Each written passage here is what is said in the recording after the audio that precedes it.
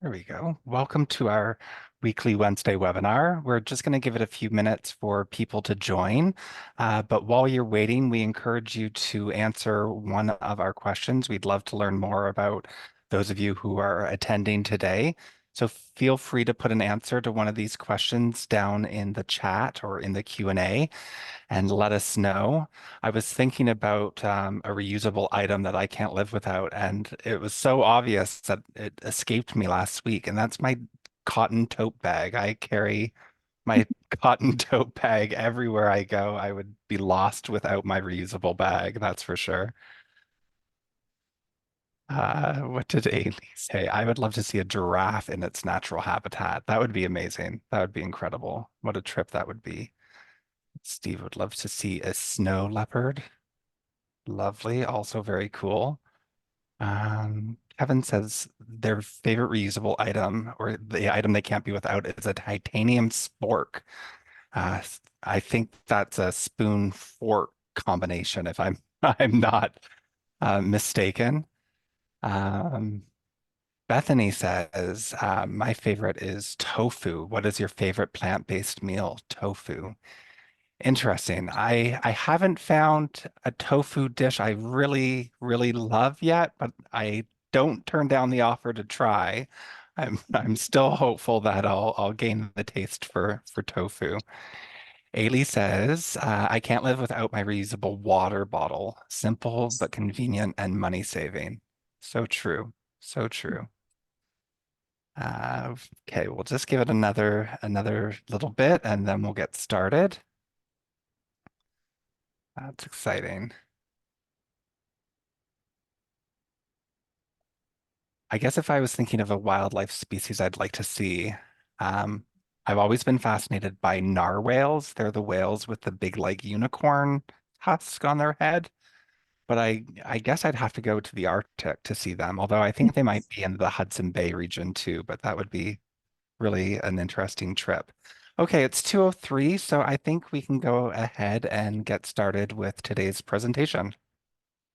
So welcome everyone to our weekly Wednesday webinar. This is a look at what we'll be covering today. We have a guest speaker with us today. We'll be going over an overview of Green Key Global. We'll be talking a bit about the benefits of being a member of Green Key Global. We'll talk about online travel agent recognition, the validity of sustainable claims. We'll take an in-depth look at how it works and an assessment and audit process walkthrough. We'll talk about Green Key developments, and we'll leave some time at the end for questions and discussion. So in line with our continuous efforts to remain leaders in the sustainable tourism sector, we have curated a list of sustainable themes and topics to explore all year long. These themes and topics will guide our discussions, content, and educational resources as we continue to help our members in their sustainability journey. This month's sustainable theme is energy efficiency. I'd now like to hand it over to our special guest, Steve Hubbard, co-founder of Lightenco-Chargenco. Welcome, Steve. Awesome. Thank you very much, Tyler, Eileen, everybody for joining today. It's a real pleasure to be here to talk energy efficiency. So it's a great theme, obviously, and very near and dear to the heart of Green Key and what they do and to our organization as well. So a little bit about us. As you can see in the picture, we have a couple electric vehicles in the fleet. So we're a company that was founded about 13 years ago, looking to develop turnkey sustainability solutions for commercial clients. And one of our largest verticals that we work with is in the hospitality sector, hotels specifically, to offer mostly lighting retrofits at the beginning. And then we've onboarded kind of electric vehicle charging as well as solar solutions. So the main kind of focus for us is to stay in sustainability, offer B2B services, and do everything from looking for any sort of grants or funding that we can find to help that client roll out sustainability-based projects, to doing electrical work, installation, finding the right product, which sometimes I know in the hospitality sector especially can be really hard in the lighting, very very different environments throughout kind of a hotel space that need to be either dimmable or warm or very specific to what the client is looking for to create that best guest experience. And it's somewhere where we've very much excelled. So we've done, hotel projects on the lighting side, from coast to coast for Marriott Canada, for Invest, for Silver Birch, for Holloway, as high up as High Level Alberta, all the way out to Delta PEI in Charlottetown and into BC as well. So we go anywhere our clients get us to go, and we love to find really creative solutions for clients that help them meet their targets in terms of carbon reduction, sustainability, and go from there. So I guess we'll go on to the next slide. A little bit about us. So with lighting, I mean, this is a recent project we did for Marriott in the GTA. Essentially, with lighting opportunities, things have changed quite a bit. I know lighting is one of those low-hanging fruits that everybody thinks has already been done. I can't think of, we've counted countless fluorescent light bulbs, older technology light bulbs that still exist in the marketplace as we've done audits over the last, 13 years, but especially I'm saying even still in the last year. So a lot of fluorescent lights, if you're familiar with the lingo, T5s, T8 fluorescent, linear fluorescents, they're being phased out slowly by the government of Canada. So not that you wouldn't be able to buy them in a few years, but we slowly won't be able to bring them in. And the expectation is we move to LED lighting. The beauty of LED lighting lately is a lot of it is universal voltage. So it goes all the way from 120 to 347 volt for Canada, because that's what we've got here. It's smart, so it's tunable. You have switches on fixtures or controllers for fixtures that can change the color temperature. So if you imagine an office workspace where people are very specific about the color temperature and the lighting they like, you can tune it up and down in terms of light quantity, and you can change the color temperature. You can also incorporate occupancy controls into those fixtures to make sure that if that space is not being used most of the day, it dims to 30% or some percentage and eventually goes off.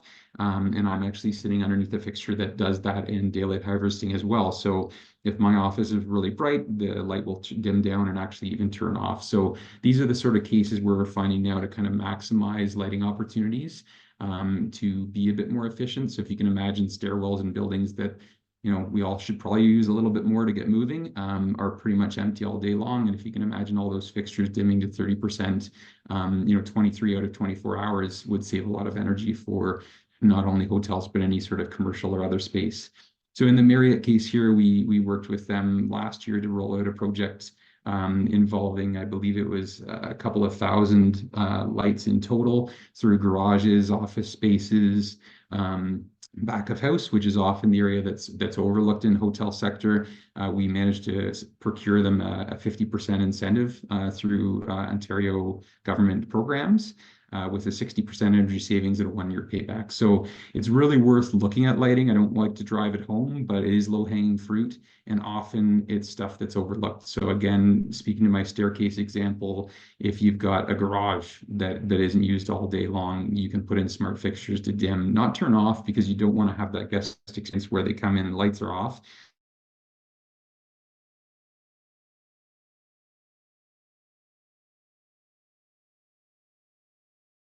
From coast to coast, there are incentive programs in various provinces.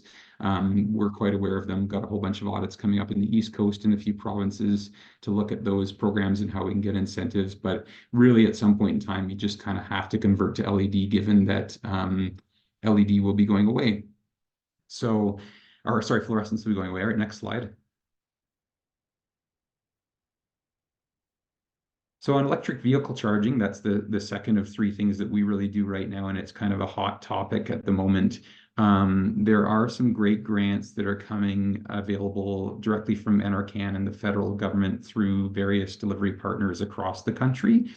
Typically, what we're seeing with these grant programs is they are for commercial accounts, and they cover up to 50% of the total project cost to install EV charging infrastructure. I don't know how many of you have probably seen stories over the last 6 months or 8 months or a year of how many chargers we need, but the number is staggering. I was in an event recently with, I think, a car manufacturers association member talking about how much they're projecting. I mean, if we're going to 2035 without having any more gas or combustion-based engines coming on the road and being plated, then we have a long way to go to make sure that we have the infrastructure needed. And hotels are certainly a big part of that. I mean, obviously, not just for your guests to be able to charge overnight. I mean, I drive a Volt and it's really hard to find hotels that have charging spaces. Um, but also for people off the street, people coming to use your conference spaces, people that are nearby working in offices, you can charge for the charge. And there is kind of a medium to long-term business case, especially with those grants to be able to generate revenue and also bring in new business that you don't get to your hotel. Otherwise, it's a very niche type clientele that's driving electric vehicles nowadays, and there's not enough chargers out there. So it's a great opportunity to add value for a guest experience again and bring a whole bunch of clientele that might not. I know when I travel, whether it's the GTA or the East Coast that I've got coming up soon, I'll look for hotels that have chargers. So it's a great opportunity to look at the grants. They're not necessarily available right this moment. They usually come out in spring and fall through various delivery partners, and they go fast. So I mean, I know we had some local incentives in the area that I'm at, which is Ottawa area typically, and they were done through the hydro company, and they lasted about a month. I mean, they had maybe $1 million worth of grants to give out, and they were gone in no time. So it's a good thing to start thinking about. One thing that you want to think about if you're looking at electric vehicle charging is how much power do you have in the building. So we usually offer a load study, building power assessment to start with that's engineered, and then really coming up with a strategy of how to roll it out. How many do you need? Do you need 10 now, or can you get away with 2? So it's really start thinking about it, and then also know that that there is funding available that can really help you get that going at your property if you're looking for bringing people that are driving electric vehicles to your site. It's obviously a huge part of our strategy in Canada to reduce carbon, especially in provinces like Ontario, Quebec, Manitoba, that have extremely clean electricity grids. The carbon reduction is pretty immense. So it's on EV charging. Next slide, Miley, please. So solar is a new thing in terms of the incentives. I mean, obviously it's been around forever. I know we had some FIT programs here where they used to pay you 76 cents or 80 cents a kilowatt hour to be spitting out hydro back into the grid. We're in a country where obviously we have winter and you have snow, you have other considerations that you might not in California. But there are some new incentives out there to put solar if your roof is right for it. So we were looking at some Comfort Inns, for example, which is on coming up in a second. I'll go over it, where they've got great roofs for solar. Maybe your hotel doesn't have that opportunity, but there is a huge federal ITC tax credit available that covers up to 30% of the cost via tax rebate. And also, there are some other programs throughout the country that are popping up, and I think we'll see more and more of that. And it kind of ties into the last slide that I just went over. As we electrify so many things, as we bring heat pumps on board for heating and cooling, that is a huge electrical load. As we have more electric vehicle charging stations and electric vehicles on the grid, everything is being electrified in so many ways, and we're getting off gas slowly but surely. Incentives are going to pop up more and more drastically to make sure that people are producing renewable energy. Obviously, it's great to reduce our carbon impact, especially in provinces like the North or Alberta or Nova Scotia, where the grid isn't quite as clean.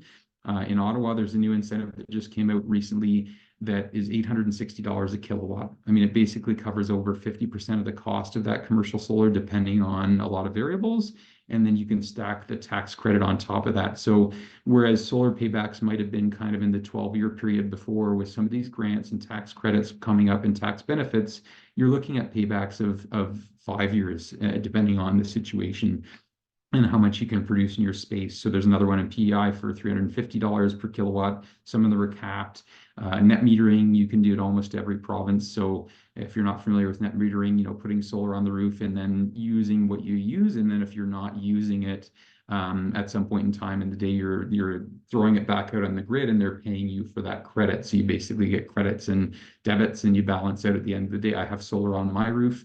And we have kind of a net metering set up at our house where we've done quite well with it. And if you think about the cost of hydro, going up maybe I think the rates are anywhere from kind of 7 to 9% year over year. By the time we get to 2035, 2040, the amount that you're saving by producing your own energy via some sort of a micro system or a medium-sized system on a roof for a hotel or even at your home, the paybacks are only going to get faster as we see higher cost of energy as it becomes a little bit more scarce as well. So just wanted to throw out a little bit on that. Next slide, Eileen. I think I have a little case study there too to throw you out. So this is a small hotel in Eastern Ontario, and their yearly power consumption, as you can see, is I think it's 218,000. I've got the screen on here, kilowatt hours.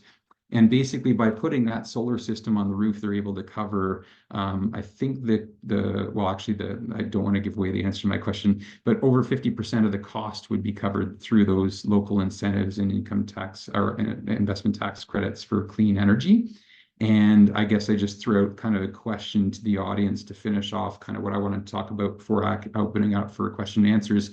How much of the consumption do you think that solar system can offset? So of the 218,000 kilowatt hours, do you think that solar can cover 20% of their usage, 40, 60, or 80%? That would be my question to finish off and let everybody throw out their answer, and then we can open it up to question and answers.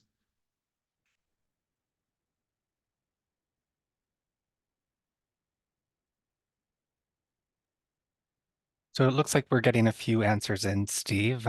We've got 60%, 80, 40, a couple of 60s.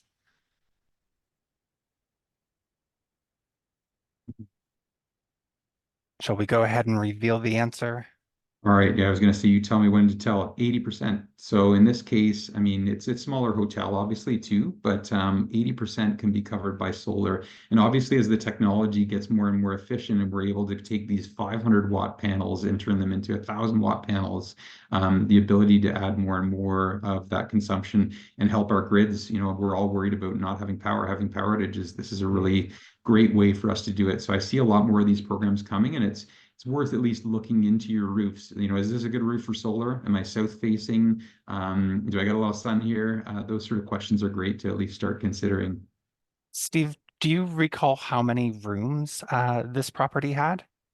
Oh, I have to look it up. I'm gonna guess 130, 140. Yeah, Okay. it's like a Okay. two-story, kind of like a big house. So it's not a huge hotel. Yeah, again, like I said, it's a comfort inn kind of style. Yeah, actually, you can see the CON there too. Yeah. Yeah. Wonderful. Thank you. Mm. Well, thank you so much, Steve. That was really great information. We can open it up right now while Steve is with us to ask any questions that you may have for Steve. I'll just give a minute or so in case anyone wants to get a question in.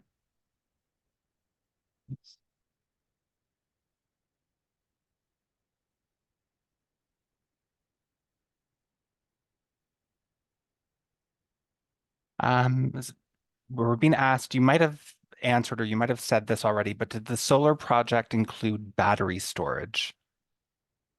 No, it didn't. And that's a great question too, because you can add on battery storage. Obviously, it's a great resiliency measure too, to obviously, be prepared for power outages. I would assume they have a generator at this hotel and most hotels.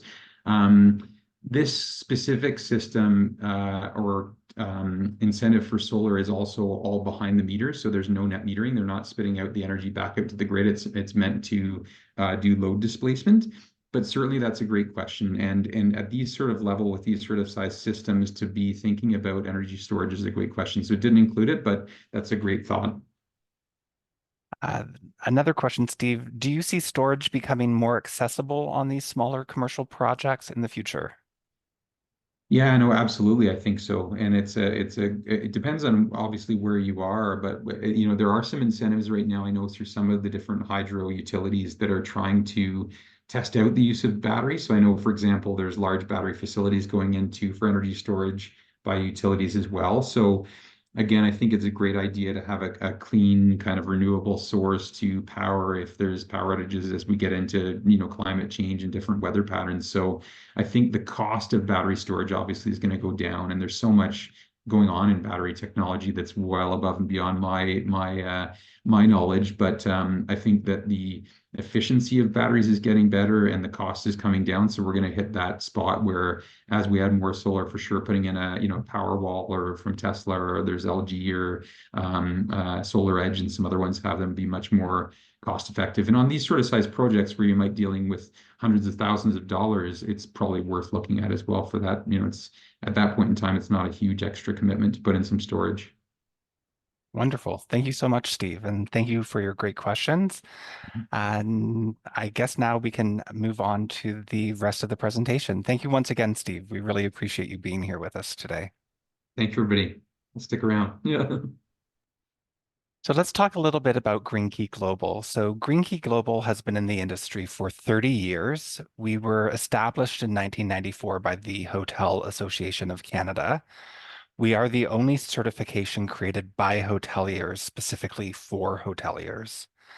Green Key Global is a credible leading sustainability certification for hotels and event spaces in North America. I'd like to take a quick moment to shout out to one of our special partners, One Tree Planted. Green Key Global plants a tree for every member with our charity partner, One Tree Planted. And I'm happy to announce that we've planted nearly 200 trees so far this year, which really we owe the thanks to our new members. So thank you very much for joining our organization. We're excited to see how many trees we plant this year. It will be exciting to see that grow over the coming months. So now let's talk a little bit about the benefits of joining Green Key Global. Well, first of all, we help you increase your occupancy. We do this by working with a team of online travel agents and business travel agents. We promote your property to them when you become certified with Green Key Global. And I'll talk a little bit more about that in an upcoming slide. We also help you save money. And as Steve mentioned today, a lot of these energy saving initiatives that you take part in at your property will save you money over time. So that's a great part of being part of our program. And we also help you reduce your carbon footprint. Some other benefits of being a member are that we offer a very rigorous audit process. We're low cost compared to our competitors. We're constantly updating our program and our assessment process. We're easy to use and we're GSTC recognized. And for a complete list of all the benefits, you can scan the QR code here on the right. And I forgot to mention, I will, after today's presentation, email you all with a copy of the slide deck, along with a link to a resources page. So these are some of the OTAs and BTAs that we work with. As I mentioned, one of the benefits of joining our program as a member is that when you become certified, we notify online travel agents and business travel agents of your eco rating score. And they upload that information into their database and include that information on your listing for your property so that when guests or future guests are looking at your property on one of these OTAs or BTAs websites, they'll see your little sustainability efforts and there will be a sustainability icon, as well as indicating that you have your green eco rating, and this will help drive business towards your property. So now we'll look at the validity of sustainable claims. So on the left, we have really what's driving these changes. We have things such as brand commitments, hotel brands that have made it their priority to have their properties certified by a third-party sustainability certification by a certain date and time. We have corporate sustainability targets, corporations like Pfizer and TD Bank, who are requiring that all of their corporate travelers stay at sustainable properties. We're seeing a similar movement happening as well from the government side, demanding that their travelers stay at sustainable properties. It's being influenced, of course, by OTAs and BTAs and customer preference. And all of this, of course, is being driven by both climate crisis and the global climate agenda. What it's resulting in is some changes to the industry. So 71% want to travel more sustainably over the coming 12 months, whereas 81% say sustainable travel is important to them. 70% are more likely to choose sustainable accommodation, and 57% would feel better staying in accommodation with a sustainable certification. So it's really gone from being a trend to being now what's expected of the industry, that the industry is complying with these requests of travelers and that we offer sustainable solutions to the travelers. So now we'll take a look at how the program works. So first looking at the assessment. The assessment covers three key areas. It's environment, society, and economy. And within these areas, we have some subsections in which we ask questions. So on the assessment, we ask questions about energy conservation and water conservation. So again, that's everything from, changing to LED light bulbs or switching over to low flow toilets, low flow shower heads, or aerators on your faucets. We ask questions about solid waste and hazardous waste management, indoor air quality, or like your HVAC system, or if windows open in the guest rooms. We ask questions about community outreach. What type of partners do you work with? Do you get your supplies for guests, amenities and services? Do you source those things locally?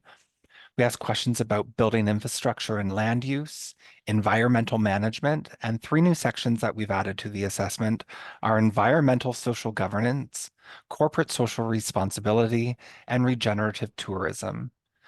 So all of these questions then fall under five key performance areas in the assessment. These five key performance areas correspond to areas that you have in your property. So they're corporate environmental management, housekeeping, food and beverage operations, conference and meeting facilities, and engineering. I should mention that if you are a limited service property, you can opt out of the food and beverage operations section and the conference and meeting facility section. But if you have those at your property, then you'd be required to complete all five sections within the assessment.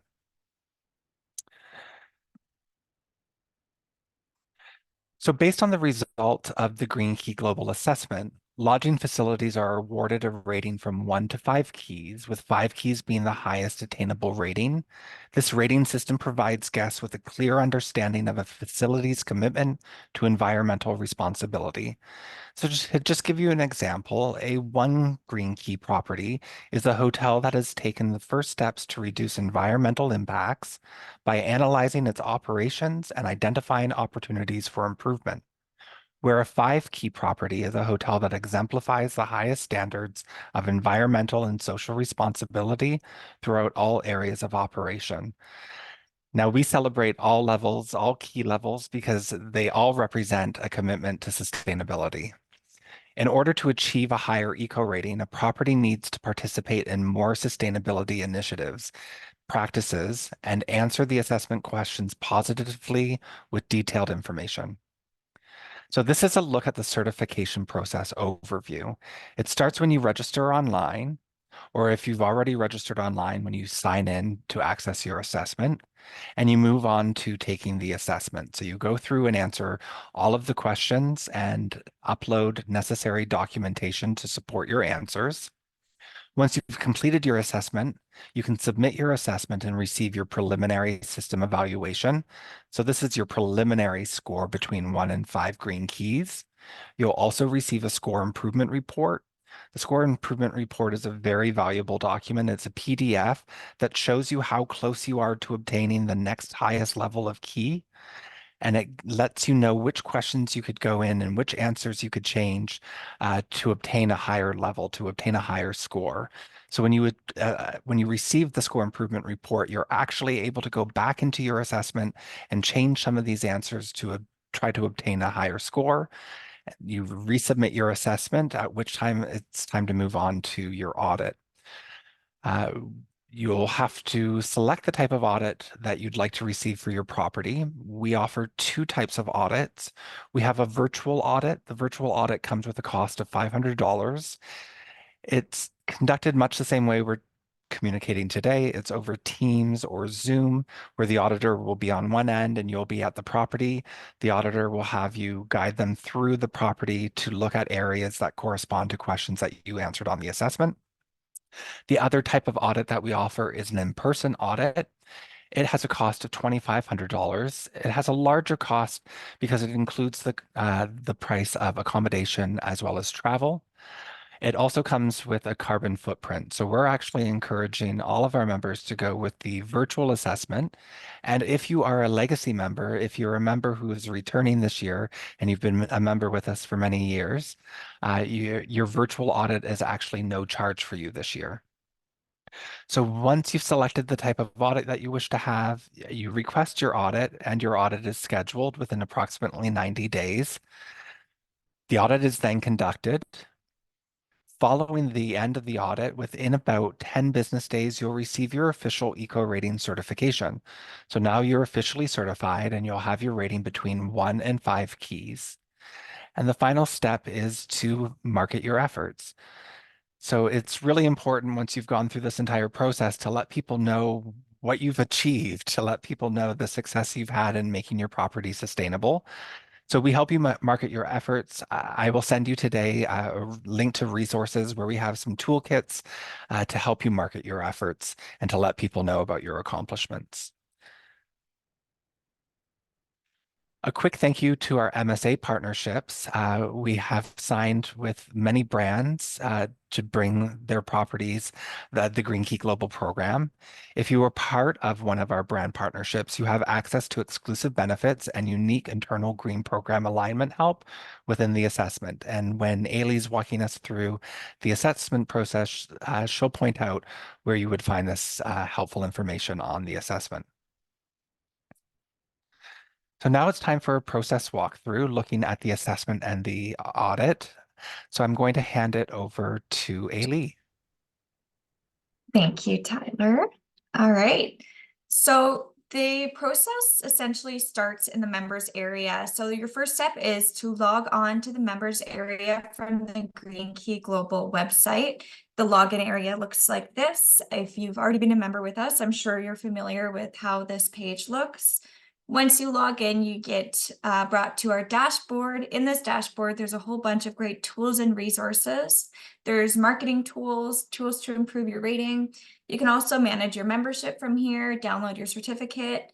And if you're wanting to join the meetings program and you aren't already, you can join it right from here. Today, we're going to talk about how to complete the eco rating assessment, which is that first box there that says complete your Green Key eco rating assessment. You just click get started. So once you click that button, if you've already taken the assessment, your screen will look like this. It says, welcome back, click to view the assessment, or you can update and modify your assessment. So to do so, you just click retake assessment. The next screen will look like this. It's just letting you know that an email has been sent and it'll let you know once the request has been processed. From there, you can either refresh the page or log back in to begin with the new assessment. So now the next time you click that same button on the dashboard, your screen is going to look like this. This is also how it will look if you've never taken the assessment before and you click get started. So from here, there's a whole bunch of support and resources. There's a really helpful self-assessment walkthrough video, as well as some documents to support the process, including information on who should complete the self-assessment, how to complete the self-assessment, and some information on the audit, as well as the program terms and conditions. Whenever you're ready to get started, you can just click begin assessment. So while doing the assessment, there is some helpful tips throughout. So if you see that little green man with the speech bubble, so that is some help text. Many of our questions have help text. It will tell you either where to find that information, tips on filling it out, and stuff like that. If there is a template that we have, it'll show up in that section as well. And when there's a mandatory question, if you click the dropout, there'll be a text box that will tell you some information. For example, that first question there is asking about a sustainability policy. So if you don't already have one, we do have a template for that, as well as many of our mandatory questions. So it links you right to where to find that. You can also find that in the tools to improve your rating section on the dashboard. This way, while you're going through the assessment, you can see the templates for what you need for that specific question.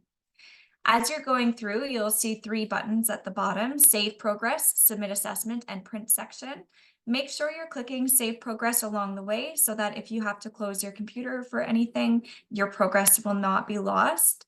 Whenever you're ready, you click that Submit Assessment button. And if you want to print off the section so that you can take a look at it or review it with staff, you can click that as well. Clicking Print Section also allows you to save it as a PDF, so you don't actually have to print it, but it does allow you to save it as a file on your computer. Once you've submitted the assessment, if there's anything that you've missed that needs to be submitted, it will flag it to you in our self-assessment checklist. So in this example's case, whoever completed the housekeeping section didn't provide their name or job title. So this is important so that we can track who said what, and if anybody has any questions regarding that version or that section, sorry, of the assessment, then they can ask the person responsible for that section. This will also flag if you're missing any documentation or there's any mandatory questions that you missed. It just goes over anything that you need in order to finalize the assessment. You can also print a copy of everything that is missing so that you can review it and make sure you get everything gathered when you're retaking the assessment. If there's nothing there and you're already complete, you're ready to move on to the next step. So from there, you will get your preliminary score, as well as a document that shows you how to improve your rating. If you're looking to do that, you can click Retake Assessment. And then from there, you can go in and change the questions that you've made changes on. So for example, if you, let's say, worked with Steve from Lightenco and switched over to LED lighting, and you want to retake your assessment to reflect that change and possibly get that higher score, you can go ahead and do that before doing your audit.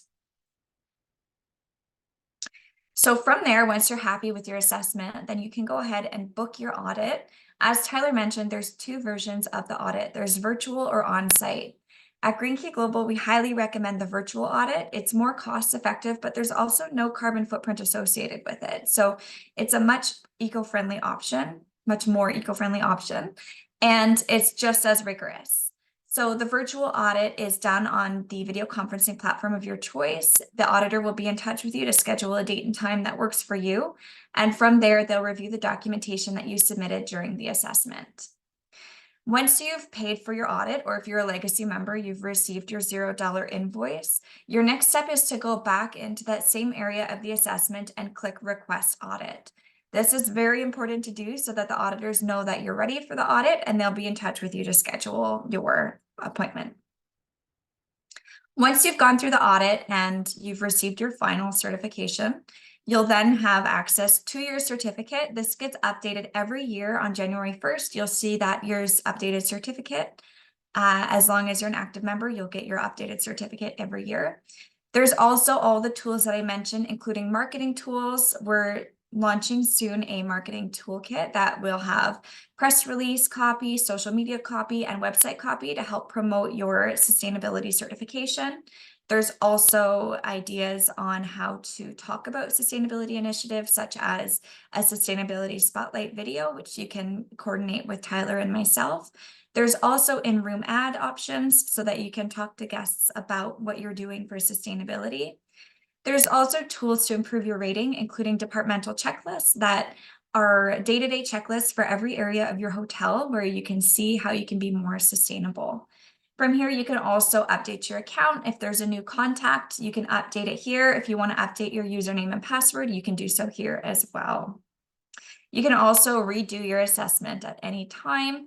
That being said, you will need to book another audit to finalize that score. You're not required to do so, though, other than every 3 years. So if you did it this year, you don't need to do it again until 2027. I'm going to hand it back over to Tyler now to talk about some of our recent developments. Thank you so much. So now we're going to take a look at keeping the pace with sustainable evolution. So some of the recent developments here at Green Key Global. We are now aligned with the United Nations SDGs, Sustainable Development Goals. When we launched in 1994, we were aligned with 7 of those sustainable goals, but in the new iteration of our assessment, we now align with all 17 of the UN's Sustainable Development Goals. So this means that when you become a certified property, you too are aligned with these 17 goals. So that is quite an accomplishment.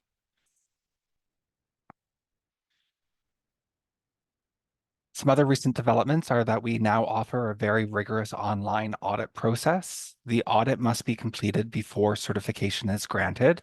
And as Ailey mentioned, the assessment and audit must be reperformed once every 3 years to remain certified.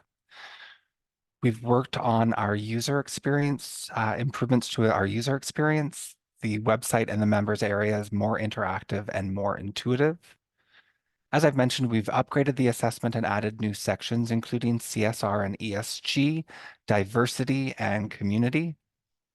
And we have an expanded vetted vendor program. All of our vendors now must sign a mandatory code of conduct, which ensures for our members that the goods and services that these vendors are offering are indeed sustainable. And we have an upcoming shop feature with exclusive green member discounts that we'll announce more about later in the year. Here are some upcoming benefits that we'll be launching this year. First up is our payback calculator. This is a great calculator if you are trying to decide whether or not to make upgrades within your property.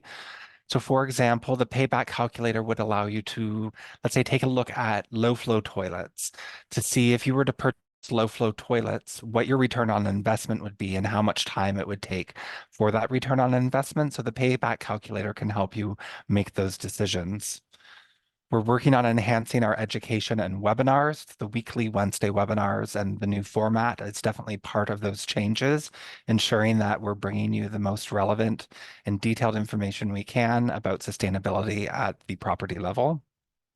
We're upgrading our meetings program. Some of you may already be familiar with our meetings program, but we're making some significant changes to that program that we'll be launching soon. We're working with our partners at Aptim to provide a corporate dashboard for brands. This will allow brands to have a look at how their properties are doing and compare them to other properties in the region or of similar size. We'll be launching carbon accounting tools, which allows you to calculate what the carbon footprint is to various situations. We have a carbon neutral event certification. This will be available within the year. This allows you to have specific events certified as carbon neutral. So you enter information about where your guests are traveling from, how many rooms they're using during the course of the event, what type of meals you're serving, and this will give you an exact amount of carbon emissions, and it will provide an opportunity for you to purchase offsets to that as well. And also we'll be announcing GKG accreditation this year. So as you can see, there are a lot of upcoming benefits, a lot of new things coming your way. And we'll announce all these changes as they happen. So now I'd like to open it up for your final questions. Any questions you may have about the assessment or audit or about the presentation in general, please feel free to put them down in the Q&A and we'll answer those questions now. So we have one question already, Tyler. Suzette is wondering, is there a charge to do the assessment? So Suzette, there is a charge to join as a member. So membership in Canada has a cost of $750 a year. In the US, it's $950. Membership is renewed annually. So the membership fee is due every year. The audit and assessment, as we mentioned, are only performed once every 3 years. So there's no cost for the assessment, but there is a cost, as we mentioned, for the audit, and that would just be, again, once every 3 years.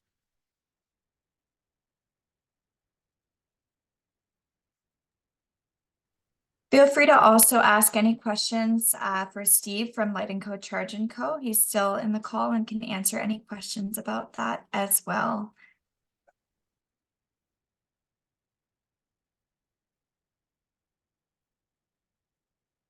Oh, it looks like we got one in the chat. Is the member cost per location or per organization? The member cost is per location, per physical address. So if, let's say, you were a resort and you had several properties on the resort, if all of them share the same address, then that would count as one member. But if they had different addresses, then you would need to register as different members.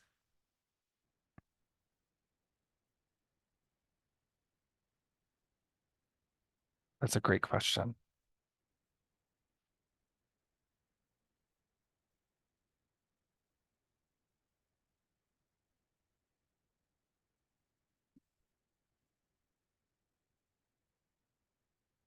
So it looks like that might be it for questions. Ailey, is there anything on your end?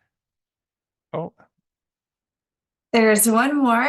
Is there any type of discount for a brand with multiple locations, say 70? Do you want me to take that one on, Tyler? I'd love for you to take that one, Ailey. That's perfect. So, Suzette, we do have brand partnerships. So if you think that this is applicable to your specific question, you can get in touch with us and we can talk about a partnership. And Tyler will send the email as well. So you'll have his contact and we can start the conversation from there. Wonderful. Exactly. So I will follow up today. I will email all of you with a copy of today's presentation, as well as a resource link. There's also a link if you want to book a one-on-one with me, if you need some more detailed information about the program, or you want to see a bit more about the assessment and audit, you can book a one-on-one with me. But by all means, do feel free to reach out to us if you have any questions. Well, thank you so much for joining us today. Thank you again to Steve from Lightenco for joining us. Ailey, thank you so much for being with us here today as well. I hope that all of you have a wonderful afternoon. If you have any questions, don't hesitate to reach out. I'm available by email or by phone. We're always happy to hear from you and to get your questions, so please feel free to reach out. Have a lovely afternoon. Thank you again for joining us. Take care. Bye-bye.